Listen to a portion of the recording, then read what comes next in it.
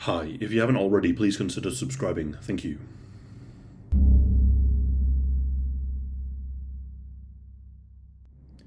This case takes place in Queensland, Australia, in the year 2011. Li Ping Cao was born and raised in China on the 8th of February 1969. Sadly, there doesn't seem to be a lot of information on her early life, her upbringing, or much of her life in China. One thing we do know, however, is that in 2005 she was looking for love, and it was this year that Li believed that she succeeded. Whilst online, she became acquainted with a 65-year-old man who lived in Australia, a man by the name of Klaus Andreas. Klaus was born in Germany in 1943. He married his first wife, Monica, in 1969, and they had a son named Ralph. The family emigrated to Australia in 1982.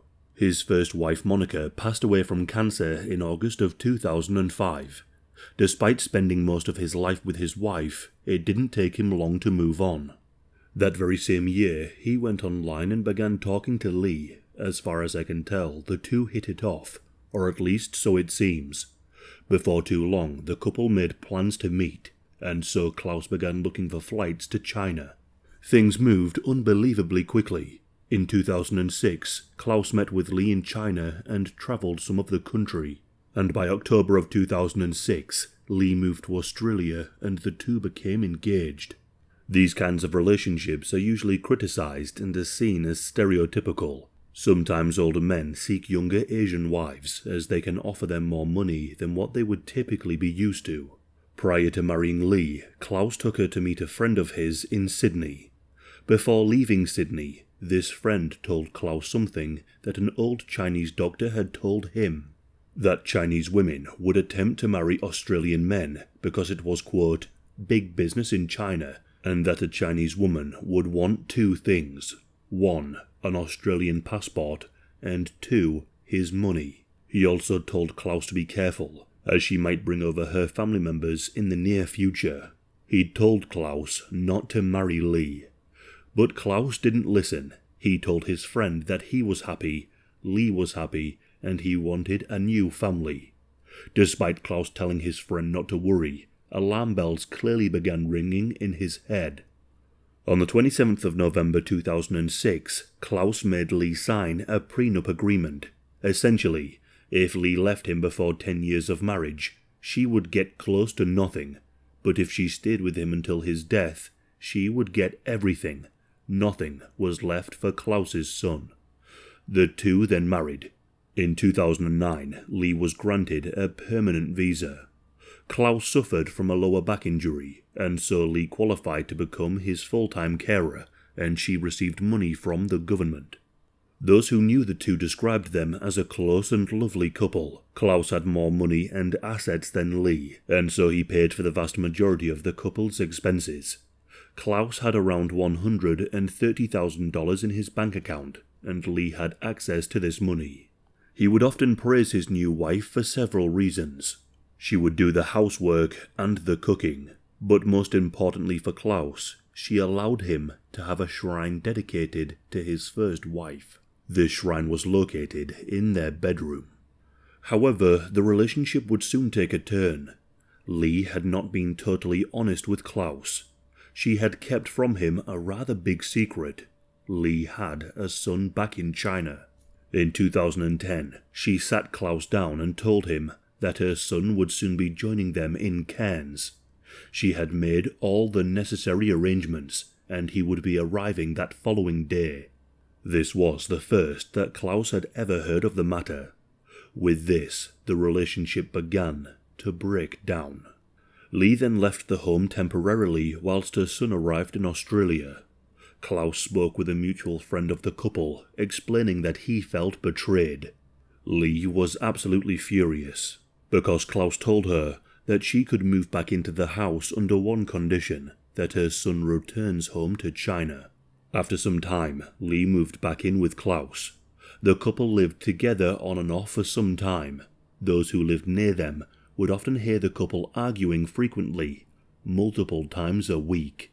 And then Klaus lost total trust in Li when he discovered that she had arranged for her son to gain permanent residency in Australia, using his money. In 2011, Li returned to China to visit her family. It's at this point that Klaus met and began a secret relationship with a Thai woman who went by the name of Da. The two met in a Cairns casino. Da was only visiting in Australia, and in this time, Klaus told her that he loved her and wanted to marry her, and even gave her a diamond ring. But after a couple of weeks, Da returned to Thailand. The two kept in contact, and Klaus would frequently send her money. That was until October of 2011. She discovered that Klaus was married, and she told him that the marriage would have to come to an end if they were to continue their relationship. Meanwhile, Klaus and Li's relationship was falling apart. In early of November of 2011, a neighbour of Klaus and Li noticed something rather strange. He noticed dead patches of grass at their property. This was incredibly unusual, as their gardens were usually immaculate. Shortly after seeing these dead patches of grass, he noticed that they had been patched up with other grass. And then, on the 7th of November 2011, a neighbour saw Klaus hosing the gutter in the front of his property. Klaus was stood doing this for a long period of time, something that they had never seen him do before. Friends of the couple then noticed that they had not seen Li around for some time, and so they decided to make a phone call to the couple's home. Klaus answered the phone. The friend asked where Li was, and Klaus gave a rather strange answer. Klaus explained that Li had accused him of having a new girlfriend, and said that she had proof that he did, and that she accused him of having HIV. Klaus said that the couple had an argument and slept in separate rooms, and that when he woke up, she was gone. Klaus claimed that he had not seen her since. Another friend named Mr. Noble also became worried about Li. Mr. Noble went over to the house and knocked on the door. Klaus answered. According to Mr. Noble, Klaus seemed very on edge. He had blood coming from his lip, and Klaus brushed this off by saying that he had an ulcer. Klaus went on to say that Li had run off with another man and that she had likely gone back to China. But things just weren't adding up. Friends were worried, but that worry grew and grew and grew. More days passed, and Li was nowhere to be seen. They made several attempts to reach out to her, but they were unsuccessful. Friends began talking amongst themselves. One friend said that they had noticed scratch marks on Klaus's face around the time that Li went missing. The situation became so concerning that friends of the couple decided that they needed to take action. They were worried that something truly horrible may have happened to Li and that Klaus may be responsible. On the 9th of November 2011, friends of the couple went to the police. The last time anyone had seen Li was around the 29th of October. Officers were dispatched to Klaus's home, and they were tasked with asking him questions about Li's whereabouts. Klaus told them the same story, but this time he mentioned that Li wanted a divorce and wanted half of his house. Apart from this, he claimed that he had no idea where she was. However, while the police were there, they noticed a chemical-type smell coming through the house, which was most prominent in the garage. Something was clearly off. An investigator was then assigned to the case, and a missing persons investigation began. This investigator was granted permission to open a bank safety deposit box held by Li. Inside, they found documentation, jewelry, and $3,600. If Li really did leave, why didn't she take these important items? The police now suspected that foul play was involved. Numerous attempts were made to contact Li, but still, they all failed. This is when things became even more disturbing. This same officer began observing Klaus and his property, and he made several notes. The officer noted the large patches of dead grass that had been covered up with fresh grass, and then the officer observed white fatty residue around the surface of a garden bed. Investigators then discovered that Klaus had purchased a strong acid. Cairns is a very small place where many of the residents know each other. Rumours began to spread that an old man had killed his wife, and because of this, Klaus addressed the media in an interview. Andres Andres. I'm German-born, living in Australia since 29 years. And what else can I tell you? So. And you're Li Ping's...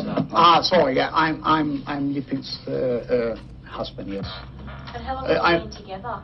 Since November 2006. We married in 2006, yes. 2006? Yes, 2006, yes. You married again? And then, do you think she may be with someone else? I don't know. I mean, I don't know. I cannot say this. So How are you feeling about this? It's shitty. Believe me. I got it 2 times before, and now the 3rd times. It really is. I mean, at the moment, the 2 first times, as I said, I contacted her. She contacted me, so came together. But now, she did not contact me. I contacted her twice or 3 times. I tried on her mobile phone. No one of her friends I know of know her or know where she is. So what can I do? And is this a photo of her here? This is the photo of Li Ping.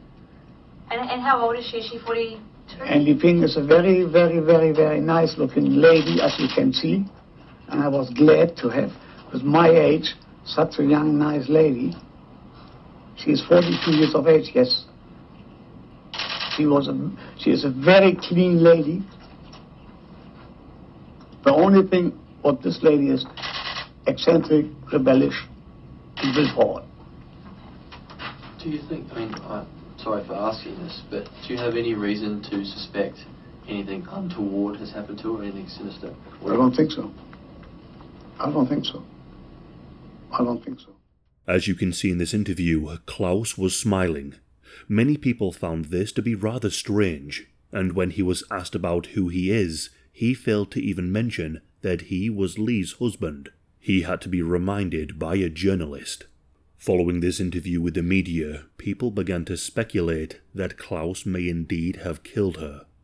On the 20th of November 2011, Klaus was brought in for questioning, but he seemed to have an answer for everything, and claimed the acid was not for any nefarious purpose, but he had purchased it for his swimming pool. Meanwhile, a forensics team went to his home. Forensic officers inspected the drains at his property and found a bridge of 6 porcelain teeth. These teeth were later identified as belonging to Li. 2 human teeth were then found in the gravel excavated from the storm drain. They too were linked to Li. Officers then conducted a further search of the property. In the bedroom, they found the shrine dedicated to his first wife, along with an urn filled with her ashes. Inside the urn, they found a mobile phone buried in the ashes. The phone belonged to Li. With this, Klaus was arrested. The police suggested that he tell the truth. It's at this point that Klaus began to talk. He gave the police a version of events. This is what Klaus claimed happened. He said that on the morning of the 29th of October 2011, Li saw the emails that he was exchanging with his new Thai girlfriend, Da. She accused him of having a girlfriend, and he tried to deny it and deleted the emails. Li then saw an ulcer on the right side of his lip and accused him of having AIDS. Klaus then accused Li of having a boyfriend back in China. With this, the two began fiercely arguing. Klaus told investigators that Li began to yell and said that she wanted half of his house for her future. As this argument escalated, Klaus claimed that Li reached out with her right hand and scratched his face, and then attacked him with a kitchen fork. This resulted in a cut on his finger as he tried to defend himself. Klaus pushed Li with his hand. He then said he turned to get a kitchen towel for the blood on his hand, but as he did this, he heard a loud thud. Klaus said that when he turned around, he saw Li laying on the ground. he told Li to get up and asked if she needed any help, but there was no response. It's at this point that he said he saw blood protruding from her ears. Klaus said he tried to find a pulse, but there was none. He then noticed that she was no longer breathing and her eyes were closed. Klaus said that he intended to call the emergency services, but decided against it, as in his words, they could not help her anyway. According to Klaus, Li fell and hit her head, which he alleged caused her death. He described her death as an unintentional consequence of their altercation and not a deliberate act of violence. After Li died, he went for a walk and got some ice cream. He returned home and went to bed as his wife lay dead in the kitchen. The next morning, Klaus got out of bed. According to him, he shaved, showered, and dressed, and then walked into the kitchen. When he saw Li dead, he decided that she could no longer stay there, as people could come at any time. He claimed he panicked after seeing her body again, and decided to dispose of her body to avoid any consequences. Instead of calling the emergency services or reporting the crime, he decided to do something very, very different. It is believed that Klaus was inspired to do the following after seeing an episode of the TV show Breaking Bad. Klaus dragged Li's lifeless body into a yellow wheelie bin from his garage. He claimed he then went and purchased a large quantity of hydrochloric acid and dissolved her remains in the bin over several days. He waited as her body decayed over time. He then removed her flesh and bones, and hosed her remains down the home drain outside. Any larger pieces he then disposed of, but it isn't clear where exactly he buried her. Klaus went to bed each night whilst his wife was slowly dissolving in his home. Just thinking about this is truly terrifying. He then packed Li's clothing and shoes before dumping them into various donation charity bins, and began telling people, including the police, that she had left and gone back to China and that he had no idea where she was.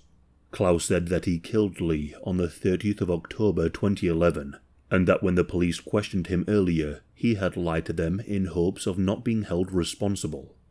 The police were rather stunned by this confession. He had portrayed himself as a man who acted out of fear and desperation after an unintended event, but investigators believed that he was not telling the full truth. They believed that there was more to this story. And so the investigators got to work, hoping to get the full story and bring Klaus to justice. They quickly found out about Klaus's other Thai girlfriend that I mentioned earlier, who was named Da. His email exchanges with this woman were investigated, and this is where the police found one potential motive. The email account revealed a large number of emails between the two, and these emails revealed a close and affectionate relationship, with frequent expressions of love. There were also talks about a, quote, problem which he would try and manage and find a way to fix as quickly as possible. This, quote, problem was clearly Li. It seemed that Klaus wanted to fix this issue with Li as it was getting in the way of his new love interest. In one email, which was sent a day before Li died on the 29th of October 2011, he sent the following. The other person tried to give me a hard time, but I don't care. She is the worst person in my life. And then, on the 31st of October 2011, the day after Li died, Klaus sent Da another email in which he said, I have good news for you. The other person has finally left the house. She told me she wants to go back to China, but I don't care anyway, because the house is now free for the both of us, and you can come to me any day you like. This email was sent whilst his wife was being dissolved in his home. Is this really the behaviour of a man who accidentally killed his wife? To the investigators, it showed that Klaus was and is a calculated and cold individual. Then the police found some incredibly damning evidence. They found proof that Klaus had purchased the acid before she was killed, not after like he had claimed. This showed signs of premeditation. They had a motive, and now they had evidence that this was a murder. The trial commenced in 2013 in the Cairns Supreme Court. The prosecution team were able to prove that Klaus purchased a large quantity of acid shortly before Li's death, and, more importantly, that the volume he purchased far exceeded household needs, indicating that he planned to use it for body disposal. This was damning. Testimonies from those who knew the couple revealed the ongoing and frequent arguments, and that Li desired to leave Klaus and return to China, taking some of his assets with her. This provided a potential motive for the murder, as Li leaving him would result in financial loss for Klaus, or at the very least, a long and drawn-out divorce.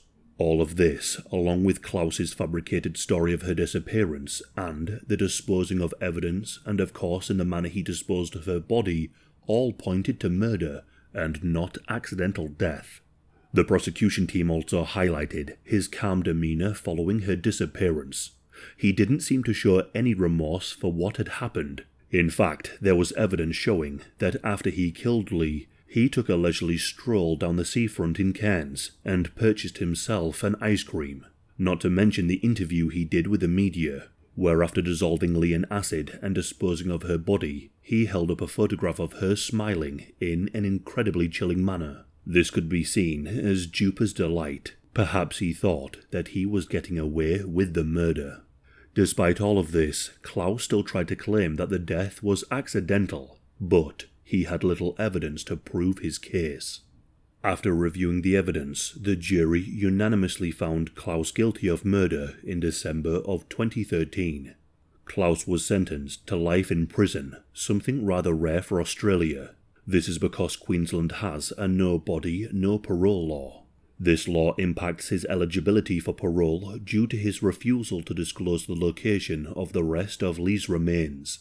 It's likely that Klaus will never disclose the location of her remains, as there will be evidence showing that what happened to Li was far more brutal and gruesome than he initially claimed.